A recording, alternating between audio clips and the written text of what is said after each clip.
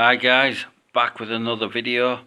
This time we're doing a review of Predator2, the ultimate scout predator. Now, this figure's okay. I do like it. There's a few little niggly things about it that sort of cheese me off a bit, but we'll get into that. But one good thing I can say about it, it does come with 1, 2, 3, 4, 5, 6, 7, 8, 9, 10, 11, 12 accessories. So, which is a bonus. So, first thing we'll do is get into the accessories. Now let's get the boring ones out of the way first. So this figure does come with 2 pair of hands. The other one's obviously attached to the figure. So we've seen all this before a million times. It also comes with 2 throwing discs, one open and one closed. Nice little bit of detail on there. It is what it is. It also does come with a blaster effect for his shoulder cannon, and that is a sort of red and white blaster effect. Seen it a million times before if you're a Neca Predator collector. He also comes with a closed spear.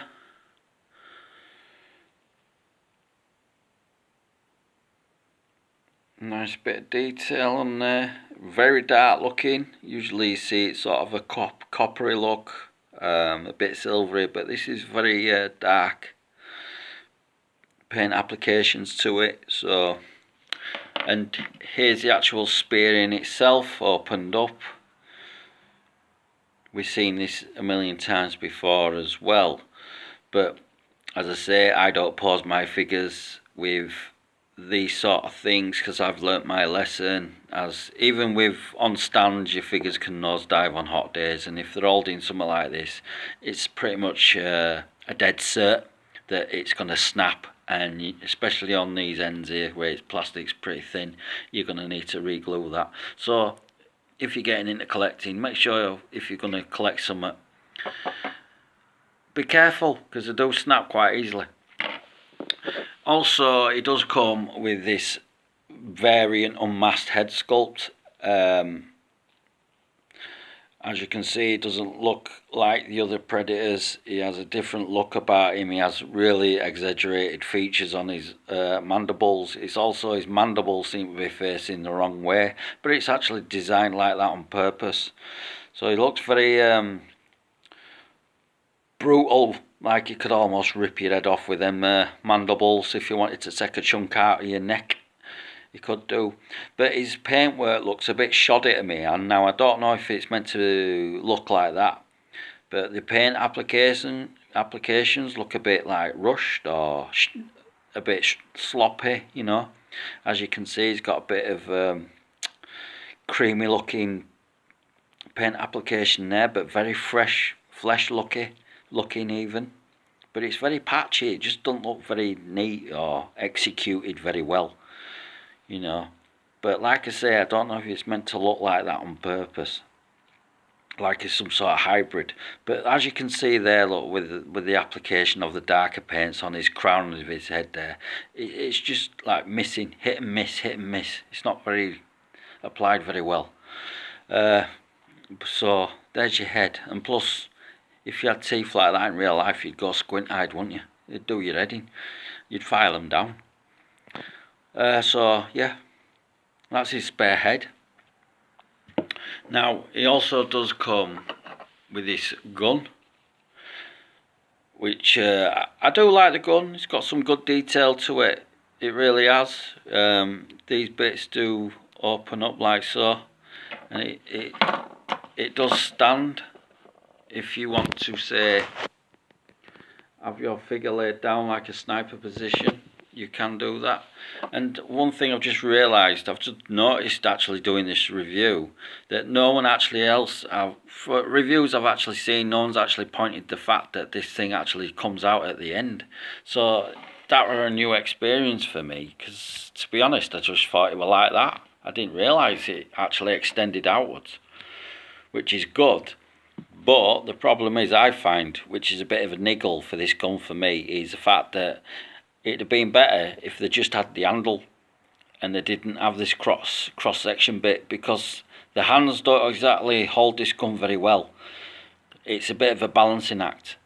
So if you were posing the gun like that, that's okay. But if you're holding your figure standing upright, it's don't exactly hold the gun very well. It's a bit of a balancing act.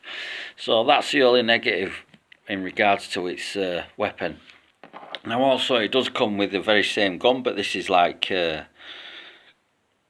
concertina down, if you like. It's like, you know, like his spear. How the spear closes up, it's similar with the gun, like it all compresses down, and these bits don't actually come out, they're moulded. And this bit here actually fits on the back of the Predator, so it slots on the back of a groove on the back of the Predator, so you can hold it like that, which is okay if you want to pause it. If you don't want him with a gun, it's a bonus, it's an option. Now it does come with these small little attachments that fit to his wrist. You know, not much to it, but I will demonstrate what that does. So anyway, we'll get to the figure. Now, just so we go, before we get into it, this is where you can actually slot your accessory. Now, I'm not exactly sure what it's for, but I'm presuming it's some sort of attachment where it can fire things out, let's say, you know, but I won't pose it with that because it's not very sturdy. So we'll put this thing back on and slot it into there. So before I get into too much on the figure, for me personally, I think this is on the wrong way around. This flap, it feels like it should be on this side, the actual joint, so it opens up the opposite way around, because it just seems to be the wrong way around to me. I'm so used to seeing the Predators, this thing open up in a different direction. And you got to be careful, because it is got a pin in it, and we all know that sometimes these pins like to fall out, so I'd be very careful with that. It is an older figure, it is made out of older parts, but I'm still digging it anyway. So it also comes with different cuts or openings in the figure, like something should attach, but as you can see, it's got a slot in its leg there, but nothing slots into the figure there. It also has a slot here on its back, but there's nothing actually there. There's usually you get like some sort of plastic clip where you could fasten the actual spear to his back, but it's missing on this figure, so that's just the downside. But let's have a look at the figure closely. Now I'm digging the helmet. The helmet's got some decent paintwork on it instead of the standard just plain silver paintwork on the helmet. It has got a bit of a dark wash there to give it some extra feature, if you like. The shoulder cannon is the shoulder cannon I can't stand. I don't like these shoulder cannons for the simple reason is you can't really do much with it. You can't move it apart from side to side. So that is one of these things where if your figure falls off, that's something that's probably the first thing that'll get broken. But it shouldn't do, because he's got pretty big feet, and I mean big feet. It's like out of proportion to the rest of his body, you know. That's how big his feet are. But that's a bonus. He also comes with his slot on his leg here, where you could probably actually fit one of these into his leg if you want to, but I can't be arsed fiddling around with something like that because it won't exactly stay in over time. You could get it in there, but it won't actually stay in there. But let's have another look.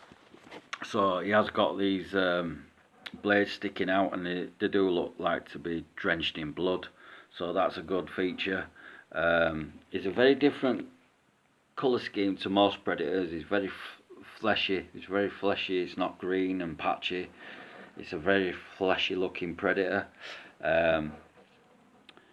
There's the oh, I forgot, this actually comes off as well. So he's actually got 13 accessories, so that fits on his back as well.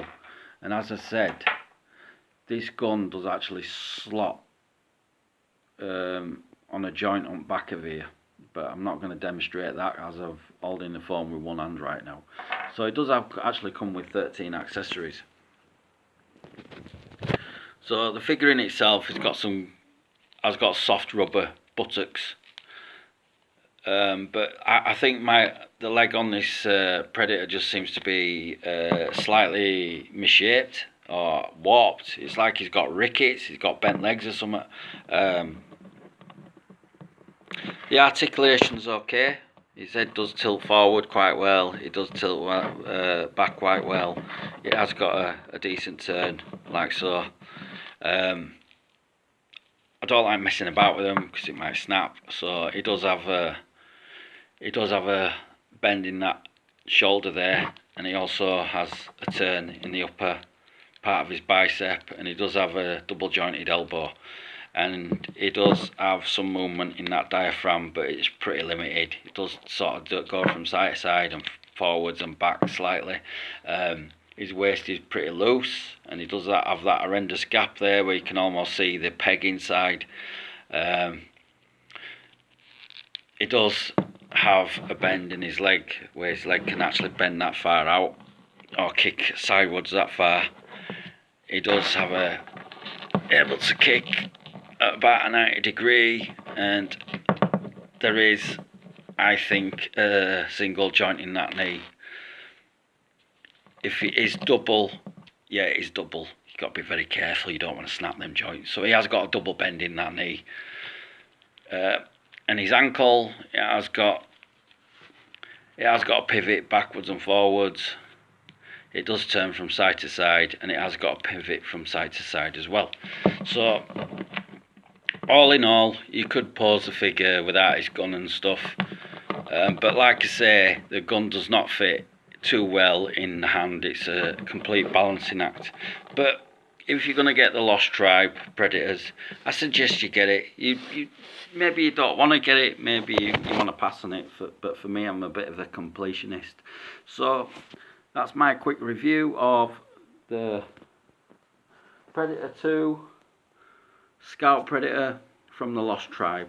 So if you like your Necas figures and you like my reviews, then give us a like, give us a subscribe. If you want to see more contents regarding Predator Neca figures only, then come and see me, because I'm the guy. As you can see on the shelf up there, I do have my growing Predator collection. So thanks for watching, guys.